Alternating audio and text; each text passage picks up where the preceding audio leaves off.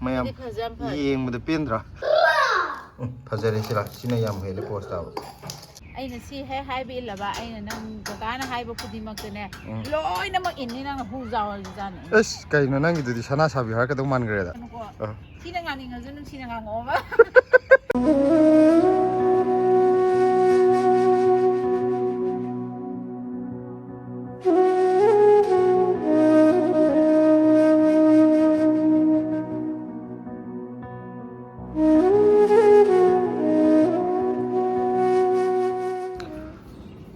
Good morning Mayam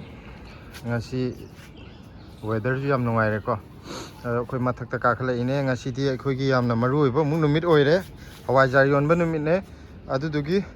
injang na pi khare heke hadigom la haurabani na hawrakani masi khose haune haw pesa pai dore lakshmi da katpa khangam nurdune ba adu da khange adu da khange ye adu na phajana hawrakta di pesa yam bai hengal isi de khoi khara khara job ti hengal ga pute mamang se hi de so ai kat laga hulle ba ko ado khitang khara phajana ba phange ba khara phajana di pai khale ba akhoi utu je samda ju taning de kati ga chhoke kati nang na pairam bane kanam ta na pairam banati ado kaino je maroi na ku piju khara len that lage ngasi horen jon thoge akhoi gi khitang khak chana ba masi khak thamaga nahangai maru launa ba hotna bagi ko len ma swai yad lei bane ba ado ngasi di maroi na ku pi khitang he age aduga sigi tuning khok macha jiga hairo ha kan ja khoi sa bok sa dre yon ma khanda tikatane yon mai mahau khangre ba paisa gi mahau je siloi lai ram mayam na paisa har ga khoina paisa da bu hai hojikti hojik paisa je khangre ba mahau je hajik baba si chai amat sa bok sa dre hidang sa bok sa dre yon mai hidak chai ha hidak kala chai duino adu hidak hapne adu kaino gi tin ta dana bane chingi kaino hapne ba akoi gi chak ti sung ba hidak to sana thoi chau na papa baba ai le laga lelo lendaro sigi kati je mayam ai naw bi am lei ye adu na gift tau bi re akhoi mung dare hangra kaino ma hek lei tau je ma adum tau re mathang da di blog khuding gi hapani akhoi si lei te na ku pi je ku ire lenda ba ha maru long no phona ba da ado ning tham thai yogra ga di mo na ku pi si di mayam khitang tang na yon ba tare silaje khaje tawraga ko mayam lak na phana nga moi dori phana nga moi dori nate ai ne de yon ba na ku pi du bo kari da hauge ai di amon ju zaroi phana jani na ju ai sa ju lei ti ai ha hai di sai da phangi ne gai na ga manipur gi pot phangi gai na ga hauge da haure pungsa sa bu ai di talle ai di chin ji da chaw ya te ai di handak kaino to de gi si da yam na pha ka ama hore ise ngo maru ma ta ba jani na ku pira tu na ku pi aina hek pada maru ke lo bodo sinung siam sina ho sina pa de si mathak hida chap chare tham ba ja ha makha gi space yo hanga ga nungai ba hangam hore adu hangam hore je si kaino gi ni piko ki tano hen ge na sa de le piko se khara chawr ma sa ja janon ko sai tha je lo na tha le pambi ama ni de o ju phati lo cha thu san na kainom ta hai rakke kaino mem sai aina si he hai bi laba aina nang gana hai ba khudi mak ne loina mak inni nang hu zawal jan es kaino nang idudi sana sabi har ka dong man gre da ate sana ga loi to enang dia dudi suja sa nana tawroi da ba thawak ti ai sung to sungai hai ra roi de gi di kam kan de nang gyan ta hori jo khangde ta tar ai wakhan nuai tra hai tare mayam na sum hai malak de sangam tu sangje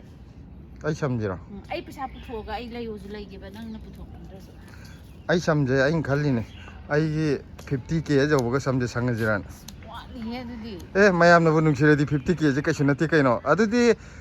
akhoi gi yingbi ba mi jing na di adum nung si bi dana adum support tor ani mi amana subscribe to bu je hanjan to bu ya de kaino adu jo atopa mi miyam ji yengai ji de khombi doira ba mayam kaino to ai di akhoi ka gi samjigi yengaga mayamna subscribe kita khomiro adu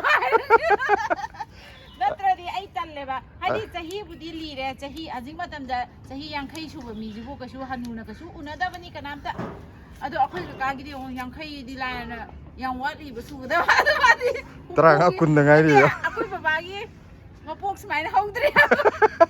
atai tokro atai gida ka em hairoi maku bok tegi ka anu be hengi ra ba ado mayam adudi silana yam kana sang baje taksala amnina mayam gidi apa ma kaino do comment habiro ai samje sanghaningbra sanghaningdabra mayam na ju samje sanghaningagadi ai gi subscriber kita khombiro lising yang kai hejo boga samje sangage yaram natro sila adudia aduda tare nangdi anam kan bane aina haibu su endo hadi aina sangu haibu su songaroiba magi ninggi baje lising yang kai je yesum taw leirani ai di pam di ba lising yang kai je ya khare kui sang ma le ta ma khu chau ji ngo phaji ma pop yam chau hore adudi mayam kaino to biro mayam kaminda pibiro mayam gi wakhanda kai lege saninga sa ado mayam ai puroi base kitang na ha malan na ba ado mayam na sumaina khalaga ju kaidi saninga sangu saninda to nang na po hora khoi kari na thau lege nang apa mani akhoi nang gi subscriber khoma sangdi haira ga ju tum kaisu kaide kamenda tum ibiro sum akhoi masen sum hainare bagi hainari ne ba thina de habira kanu ko thina ngani ngaju nung thina ngango ba ai wakhale na haita oye ba akhoi di kem khan bi de akhoi ka gi thamoi je palam madi phadau ne ai di palu ya di ba hoje basket am loi doro ba ama loi ba o ama ani subam hore ra mayam tu ama gidagi si gai lele padi phaje ko hadi pambi ji masak am phaje managa se apat pe yaw de se nala aman mado male yengoda mandro sila hadi chamju kaim chamro si ji makne khoi puthor ga doi je hadi sidai da kitang teja base dum teja jan heklak pane do khangi dana summe fresh ne fresh ne adu yengo mayam pura malla puthor pudungai yeng da phajabado se chaminar je aduga aina ngasi chaba thakpa changdagai isagi hingondagi hobase chathokdagai aina kano tawrije 100k haidana adudugi ai sana sararo 100k gi karino haidana silver button phangbagi nungaibada mayamda give away haidana ado moi silver button apakpam pirakpudo adu apakpam pibo di masa ani piyo na harge ko nangi sana oina amamam yana ba adu su yai adu kana tawradi adu yai silver button masa amam yan je ba adu na poster ni adu gi button du madi yam paame adu ma koi chapada sana ga yandra ju button ani du yala dum chajare me ai golden ga di ai expect of the haitare adu silver di tawrira ba silver do sum kitang nang 50k yobudi ngamoidra khangdi yam wali hare me adu ka 100 ka pai no kamai tena sum adugi silver button do pamba adaida moi kai market ti yonda chalo warazu wana adudi amta lebi ge ge habani da ai ni khangde akoi masa nan banan da budi khangdre pambi bokti masa yam nale haitar adugi aina makhong ge thawai no chaning ulakpani akoi na thari ba basket sidi masa nan debo ko pambi je oina masa nan bai ta sida kanu ji am hawri jo nakupi masam sa si je mapan da kien muju yarum duine ba mayam to nakupi maru handak lok poda adudugi maru kien gi bduna masam sa hogla ije to si daga hore ije si laire degi kai kai dunu sai khar hog daine si da ju laire sonda ju to si da ju masam sam sa hore maru ga mato na napi je sona kan ju hori adu aina lokhi waduna lokre loktab da ke lobo saruk to haidi moide samana na munjal laktamni na nakupi je phajana thaba yai kumbi kale naidana adu kaino ni winter da di phawwa fiction ga ni sidai phawwa le adu magi kaino di tawe ba haidi nongna mu thana bai di mathok ta dre winter logerga mu hogala idana haidi napakpi gidi heta sigi ba sarkanda amuk nongna yumde kawra amuk thaba am darka oido koi phat am hetu odobdo adu yeng bane haidi thamba yabra ni am kanna di hotna bane khan kho toroga adu napakpi jimadi sungmang mamdre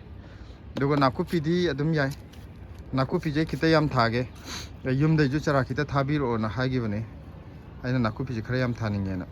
ꯀꯩꯒꯤꯅꯣꯗꯤ ꯁꯤꯗꯩꯗ ꯆꯥꯔꯥ ꯂꯣꯡꯊꯣꯛꯄꯁꯤ ꯌꯥꯝ ꯋꯥꯏꯑꯦꯕꯀꯣ ꯑꯗꯣ ꯍꯟꯗꯛ ꯂꯣꯛꯏꯕ ꯃꯔꯨꯁꯤꯒ ꯌꯦꯡꯉꯒꯦ ꯃꯌꯥꯝ two ꯍꯧꯖꯤꯛ ꯅꯥꯀꯨꯞꯄꯤ basket ꯃꯔꯤꯗꯣ ꯂꯣꯏ ꯍꯦꯛꯑꯦ ꯀꯌꯥꯝ ꯌꯥꯝꯒꯦꯗꯣ ꯎꯠꯂꯛꯑꯒꯦꯀꯣ ꯑꯝꯇ ꯄꯥꯏꯈꯠꯂꯛꯎꯁꯦ ꯀꯩꯅꯣꯗꯣ ꯌꯨꯝꯗꯒ ꯌꯣꯟꯕ ꯀꯩꯅꯣꯗꯣ ꯑꯆꯧꯕ ꯃꯄꯨꯟ ꯃꯄꯨꯟꯗꯣ ꯑꯆꯧꯕꯗ ꯑꯗꯨꯃꯥꯏꯅ ꯇꯧꯔꯦ ꯃꯌꯥꯝ ꯇꯨ ꯃꯌꯥꯝ ꯁꯤꯗꯤ ꯐꯁꯨ ꯌꯥꯝ ꯐꯔꯦ ꯌꯦꯡꯕꯗ ꯄꯦꯟꯗ꯭ꯔꯥ ꯑꯗꯣ ꯑꯩꯅ ꯑꯩꯈꯣꯏ ꯅꯥꯀꯨꯞꯄꯤꯁꯤꯗꯅꯦ ꯈ꯭ꯋꯥꯏꯗꯩ ꯄꯥꯝꯖꯕꯁꯦ ꯀꯩꯅꯣꯝꯐꯥꯎ ꯌꯥꯎꯗꯕꯁꯦ ꯃꯅꯤꯡꯉꯥꯏ ꯌꯥꯎꯗꯕꯁꯦ ꯁꯤ ꯃꯁꯥ ꯌꯥꯝ ꯅꯥꯟꯕꯁꯦ ꯁꯤ ꯌꯥꯝ ꯐꯖꯩ ꯑꯩꯅ ꯅꯣꯡ ꯆꯨꯗ꯭ꯔꯤꯉꯩꯗ ꯀꯩꯅꯣ ꯇꯧꯍꯧꯕꯁꯦ ꯃꯌꯥꯝꯁꯤ ꯍꯥꯔ ꯅꯨꯡ ꯀꯔꯤ ꯀꯔꯥ ꯀꯔꯤꯝ ꯁꯤꯖꯤꯟꯅꯗꯦꯀꯣ ꯃꯌꯥꯝ ꯈꯔꯗꯤ ꯇꯥꯡꯅ ꯌꯣꯜꯂꯅꯤ ꯑꯣꯔꯒꯥꯅꯤꯛꯅꯤꯅ ꯍꯥꯏꯗꯤ ꯌꯨꯝꯗꯗꯤ ꯍꯥꯔ ꯍꯥꯞꯅꯩ ꯍꯥꯏꯗꯥꯏ ꯅꯪ ꯍꯥꯏꯕꯗꯣ ꯍꯥꯞꯄꯦ ꯐꯥꯝꯒ ꯇꯧꯕꯗꯗꯤ ꯍꯥꯞꯄꯤꯅꯤ ꯀꯩꯅꯣ ꯍꯥꯞꯄꯅꯤ ꯑꯗꯣ ꯑꯩꯈꯣꯏꯗꯤ ꯁꯤ ꯃꯁꯥꯒꯤ ꯐꯕꯅꯦ ꯑꯩꯈꯣꯏ ꯃꯔꯛ ꯃꯔꯛꯇꯅ ꯑꯃꯨꯛ ꯁꯟꯊꯤ ꯂꯩꯈꯣꯛ ꯈꯤꯇꯪ ꯍꯥꯞꯄꯦ ꯑꯗꯣ ꯀꯩꯅꯣ ꯇꯧꯋꯦ ꯍꯥꯔ ꯅꯨꯡꯗꯤ ꯑꯩꯈꯣꯏꯗꯤ ꯑꯃꯨꯛ ꯁꯤꯖꯤꯟꯅꯗꯦꯕ ꯑꯗꯨꯅ ꯃꯁꯥꯒꯤ ꯐꯖꯕ ꯍꯥꯏꯇꯥꯔꯦꯅꯦ ꯁꯤ ꯌꯦꯡꯕꯗ ꯌꯨꯝꯂꯣꯝꯗ ꯐꯥꯝ ꯇꯧꯔꯛꯑꯗꯤ ꯈꯔ ꯂꯣꯏ ꯇꯧꯕꯗꯤ ꯍꯥꯞꯅꯔꯤꯁꯤꯗꯤ ꯃꯤꯒꯤ ꯄꯣꯠꯇꯨ ꯃꯤꯗꯤ ꯐꯥꯔꯃꯤꯗꯤ ꯄꯩꯁꯥꯔꯣꯝꯒꯤꯗ ꯂꯥꯛꯄ ꯇꯧꯔꯛꯄꯅꯤꯅꯀꯣ ꯍꯥꯏꯗꯤ ꯑꯗꯨꯝ ꯃꯌꯥꯝꯅꯁꯨ ꯈꯪꯅꯔꯝꯒꯅꯤꯗ ꯄ꯭ꯔꯗꯛꯁꯟꯗꯣ ꯌꯥꯝ ꯑꯩꯅꯁꯨ ꯑꯩꯅ ꯈꯪꯕꯗꯤ ꯑꯩꯈꯣꯏ ꯄꯥꯕꯨꯡ ꯑꯃꯁꯨ ꯇꯧꯔꯝꯃꯦꯕ ꯑꯩꯗꯤ ꯈꯪꯗꯦꯕ ꯅꯥꯀꯨꯞꯄꯤꯗ ꯍꯥꯔ ꯍꯥꯞꯄꯦꯁꯦ ꯃꯔꯣꯏ ꯃꯄꯥꯡꯗꯤ ꯑꯂꯨ ꯊꯥꯕ ꯑꯗꯩ ꯏꯟꯖꯥꯡ ꯅꯥꯄꯤ ꯊꯥꯕꯗꯗꯤ ꯈꯪꯉꯦꯕꯀꯣ ꯅꯥꯀꯨꯞꯄꯤ ꯃꯔꯣꯏꯒꯨꯝꯕꯁꯤꯗꯗꯤ ꯑꯩ ꯈꯪꯗꯕ ꯁꯤꯒꯤ ꯑꯩꯈꯣꯏꯅ ꯕꯥꯁꯀꯦꯠꯁꯤꯗꯤ ꯑꯩꯈꯣꯏ ꯀꯀꯥꯅ ꯊꯥꯡꯖꯕꯤꯔꯛꯄ ꯇꯥꯔꯦ ꯑꯗꯨ ꯁꯤ ꯅꯪ ꯉꯝꯒꯗ꯭ꯔꯣ ꯑꯩꯅ ꯇꯧꯔꯛꯑꯣꯔꯣ ꯉꯝꯃꯣꯏ ꯁꯤꯗꯤ ꯃꯆꯤꯟꯗꯤ ꯑꯩ ꯉꯝꯃꯣꯏ ꯇꯧꯔꯛꯑꯒꯦ ꯇꯣꯅꯤꯡꯀꯣꯛꯁꯤ ꯑꯃꯨꯛ ꯍꯧꯔꯒꯦ ꯂꯣꯏ ꯌꯣꯟꯊꯣꯛꯑꯒꯦ ꯈꯪꯅꯦ ꯑꯗꯨꯒ ꯑꯃꯨꯛ ꯅꯧꯅ ꯑꯃꯨꯛ ꯁꯤ ꯑꯅꯧꯕ ꯑꯃꯨꯛ ꯃꯌꯥꯝ ꯍꯧꯒꯠꯂꯛꯑꯦꯗꯅ ꯃꯌꯥꯝ ꯇꯨ ꯁꯤꯂꯥꯒ ꯀꯩꯅꯣꯒ ꯉꯥꯛꯇꯪ ꯃꯨꯛꯅꯥ ꯁꯥꯟꯅꯍꯟꯒꯦꯀꯣ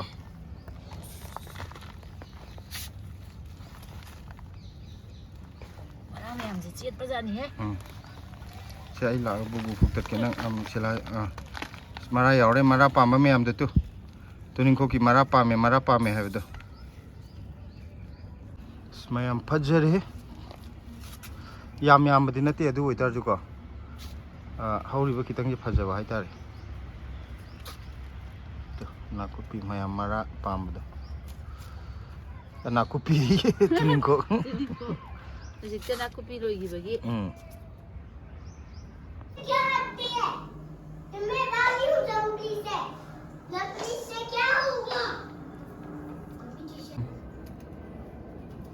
ꯃꯣꯏꯖꯥ ꯀꯥꯏꯅꯕ ꯄꯨꯊꯣꯔꯛꯑꯒꯦ ꯑꯗꯨ ꯎꯠꯂꯁꯦ ꯊꯣꯏꯊꯣꯏꯒꯤ ꯀꯩꯅꯣꯁꯤ ꯒꯥꯔꯤ ꯊꯧ ꯂꯩꯔꯦꯅ ꯇꯦꯗꯤꯁꯤꯗꯤ ꯀꯩꯅꯣꯅꯦ ꯃꯃꯥꯒꯤ ꯄꯣꯠ ꯁꯦꯝꯐꯝꯗ ꯌꯥꯝ ꯆꯪꯁꯤꯜꯂꯨꯅꯨ ꯊꯣꯏꯊꯣꯏ ꯃꯌꯥꯝ ꯑꯩꯈꯣꯏ ꯁꯤꯗꯩꯗ ꯄꯣꯠ ꯍꯧꯖꯤꯛ ꯁꯦꯝ ꯁꯥꯅꯅꯕ ꯄꯨꯊꯣꯛꯄ ꯍꯧꯔꯦ ꯍꯋꯥꯏꯖꯥꯔ ꯑꯅꯤ ꯅꯨꯡꯁꯥꯗ ꯍꯥꯏꯐꯦꯠ ꯊꯝꯃꯨꯕꯗ ꯄꯨꯁꯜꯂꯦ ꯍꯋꯥꯏꯖꯥꯔ ꯍꯧꯖꯤꯛ ꯀꯥꯏꯔꯁꯤ ꯃꯅꯝꯁꯦ ꯑꯗꯒꯤ ꯅꯨꯡꯁꯥꯗ ꯊꯝꯃꯨꯕꯩꯀꯣ ꯐꯅ ꯍꯧꯔꯝꯒꯅꯦꯕ ꯃꯌꯥꯝ ꯐꯖꯅ ꯍꯧꯕ ꯑꯣꯏꯁꯤꯀꯣ ꯃꯅꯝꯁꯦ ꯁꯦꯂꯥꯛꯈ꯭ꯔꯦ ꯃꯅꯝꯁꯨ ꯌꯥꯝ ꯅꯨꯡꯁꯤꯅꯤꯗ ꯆꯥꯊꯣꯛꯑꯒ ꯈꯤꯇꯪ ꯉꯥꯡꯉꯣ ꯇꯤꯟ ꯆꯣꯡꯅꯤ ꯃꯤ ꯆꯥꯅ ꯊꯛꯅꯕꯗ ꯇꯤꯟ ꯆꯣꯡꯕ ꯌꯥꯗꯦ ꯃꯆꯥ ꯊꯣꯏ ꯀꯩꯅꯣ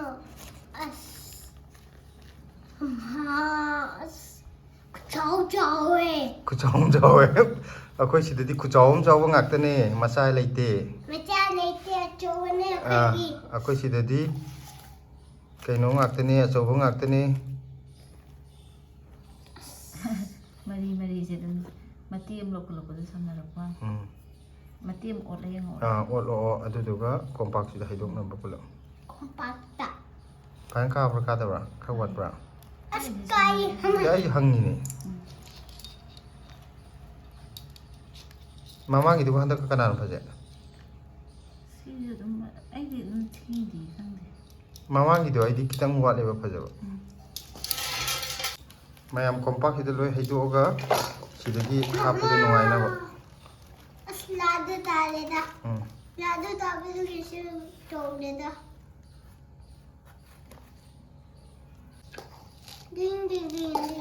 ꯍꯧꯖꯤꯛꯇꯤ ꯏꯪꯉꯛꯑꯕꯅꯤꯅ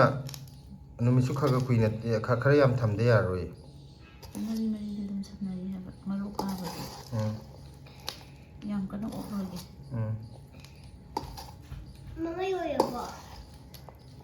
ꯑꯃꯁꯤꯒ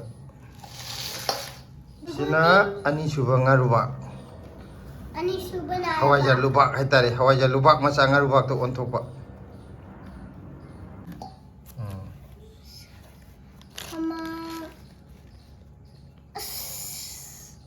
ꯁꯤꯅ ꯐꯖꯕ꯭ꯔꯥ ꯑꯃꯗꯨꯅ ꯐꯖꯕ꯭ꯔꯥ ꯁꯤꯅ ꯍꯦꯜꯂꯦ ꯐꯖꯕ Sina phaje. Mayam sini hele ꯀꯥꯕ ꯐꯖꯕ ꯅꯠꯇꯕꯅꯤꯅꯅꯦ ꯁꯤꯁꯤꯅ ꯇꯥꯟ ꯆꯥꯔꯗꯤ ꯑꯍꯥꯟꯕ ꯀꯥꯝꯕꯗ ꯑꯣꯏꯔꯝꯒꯅꯤ ꯗꯦꯁꯤ ꯑꯝꯇ ꯍꯟꯗꯣꯛꯎꯅꯦ ꯍꯥꯏꯗꯤ ꯅꯣꯡꯃꯗ ꯀꯥꯝꯃꯁꯨ ꯈꯔ ꯑꯌꯨꯛ ꯈꯔ ꯉꯟꯅ ꯈꯔ ꯊꯦꯡꯅ ꯇꯧꯕꯗꯣ ꯍꯣꯏ ꯍꯣꯏ ꯍꯣꯏ. ꯁꯤꯁꯤꯅ ꯑꯍꯥꯟꯕ ꯑꯣꯏꯔꯝꯗꯧ ꯃꯥꯜꯂꯦ ꯁꯤꯅ ꯍꯦꯜꯂꯦ ꯐꯖꯕ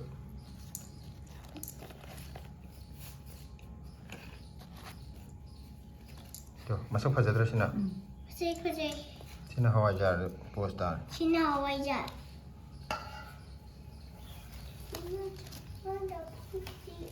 Chama ke ba. Ringa ludis. Dingu ding. Haido kani ko. Yam tang na semjawni am haido kini. Mayam sida yom ba phije hawaijar gi khaktang semba phini ko atai nate. Yom dagi cotton gi thawai na thala pane hawaijar gi yom na na ban. Dinga ding. Kala da khara pakpuduna akhoi saru hewdira. Hauren la lekpuna akhoi gi saru hawaijar yon mana kariba phajabana mi gi saru fazare sila sina yam hele posta ba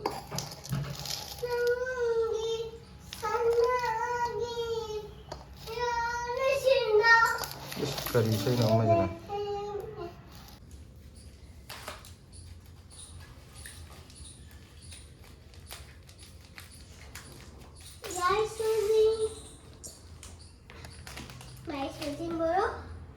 Mayam hawaijar packing to budi loire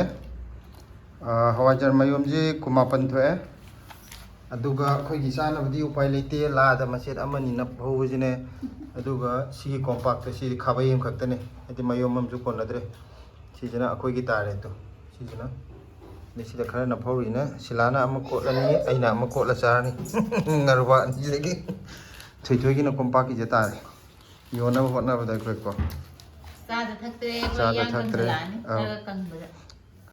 Mayam sidana naku pije koi lupa yang kai gini sadu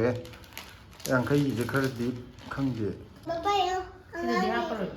ha adum madi khar yam gi ne ba kon bado ada atai gi du kitang hapiyo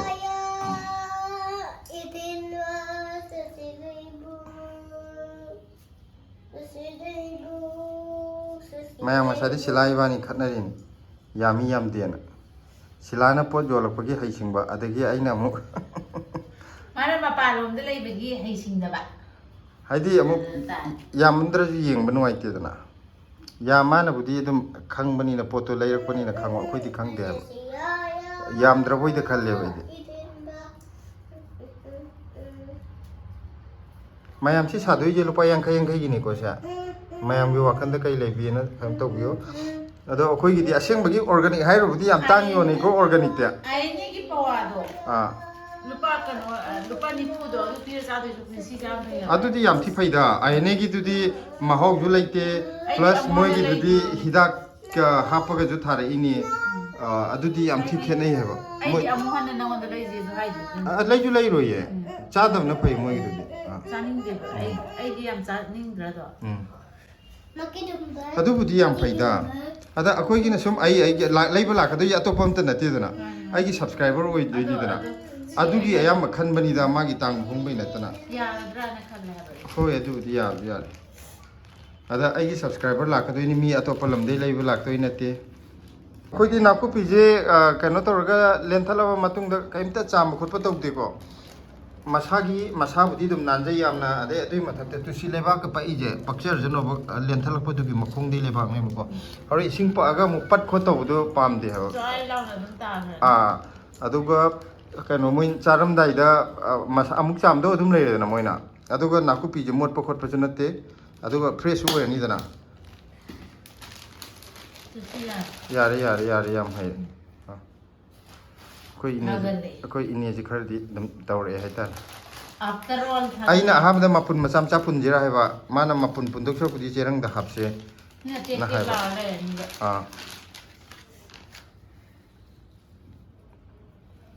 yang banate da mapun kya thokani amma aduga ohum taret mapun taret asondagi macha khitang ama mapun bharoi dra mapun amoi dera asina akhoi gi ngꯧꯔꯒ ꯆꯥꯅꯕ ꯑꯣꯏꯍꯧꯔꯒꯦ ꯁꯤꯂꯥꯗꯤ ꯈꯖꯤꯡ ꯌꯥꯝ ꯈꯖꯤꯡ ꯃꯆꯥ ꯉꯧꯔ ꯆꯥꯕꯁꯦ ꯃꯥꯒꯤ ꯐꯦꯚꯣꯔꯥꯏꯠꯅꯤ ꯑꯩꯈꯣꯏꯁꯨ ꯍꯥꯎꯔꯦ ꯍꯩꯅꯔꯦ ꯍꯥꯎ ꯆꯥꯕ ꯍꯩꯕ ꯃꯤ ꯅꯠꯇꯦꯗ ꯃꯥꯗꯤ ꯇꯨꯅꯤꯡꯈꯣꯛꯇꯣ ꯑꯃꯨꯛ ꯁꯦꯜꯐꯂꯥ ꯑꯣꯜꯂꯣ ꯀꯌꯥꯒꯤꯅꯣ ꯁꯤꯕꯣ ꯈꯪꯗꯦ ꯀꯌꯥꯒꯤ ꯑꯗꯨ ꯆꯦꯔꯪꯗꯨꯗ ꯑꯁꯪꯕ ꯀꯩꯅ ꯀꯌꯥꯝ ꯍꯥꯞꯄꯛꯄ ꯍꯥꯏꯅꯣ ꯑꯗꯨꯅꯕꯨ ꯍꯪꯖꯔꯤꯅꯤ ꯇꯔꯥꯅꯤꯊꯣꯏꯗꯤ ꯇꯥꯡꯃꯟꯒꯅꯤ ꯅꯪꯗꯣ ꯈꯪꯗꯦ ꯑꯩ ꯑꯗꯨꯅꯕꯨ ꯑꯩ ꯍꯥꯏꯁꯦ ꯂꯨꯄꯥ ꯇꯔꯥ ꯇꯔꯥ ꯑꯩ ꯉꯝꯃꯔꯣꯏ ꯑꯩ ꯂꯣꯏ ꯆꯥꯔꯒꯦ ꯅꯠꯇꯦꯗ ꯄꯤꯅꯤ ꯄꯤꯔꯗꯤ ꯈꯔ ꯅꯤꯌꯣꯝ ꯆꯨꯝ ꯄꯤꯌꯨ ꯀꯩꯅꯣ ꯄꯤꯅꯤꯌꯦ ꯑꯗꯨꯅꯕꯨ ꯑꯩ ꯍꯪꯉꯤꯗꯨꯗꯤ ꯅꯉꯣꯟꯗ ꯑꯩꯅ ꯁꯤ ꯇꯧꯗꯦ ꯅꯠꯇꯦ ꯅꯪꯒꯤ ꯁꯤ ꯇꯨꯅꯤꯡꯈꯣꯛ ꯁꯤ ꯌꯥꯡꯈꯩ ꯑꯃ ꯍꯥꯏꯗꯤ ꯇꯨꯅꯤꯡꯈꯣꯛ ꯄꯥꯝꯖꯗ꯭ꯔꯦ ꯅꯥꯀꯨꯞꯄꯤ ꯂꯧꯒꯦ ꯇꯥꯟꯅꯔꯅꯤ ꯌꯥꯗꯧ ꯃꯥꯜꯂꯦ ꯌꯦꯡꯉꯣ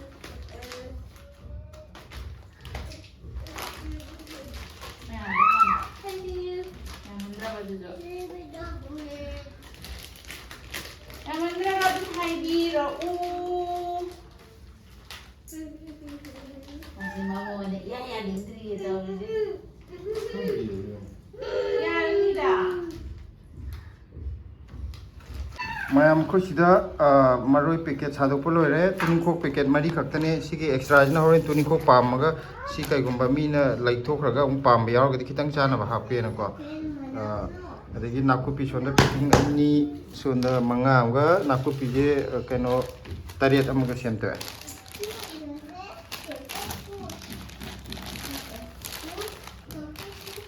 ꯅꯪ ꯀꯩ ꯃꯥꯜꯂꯤ ꯈꯪꯕ꯭ꯔꯥ ꯑꯒꯔꯕꯇꯤ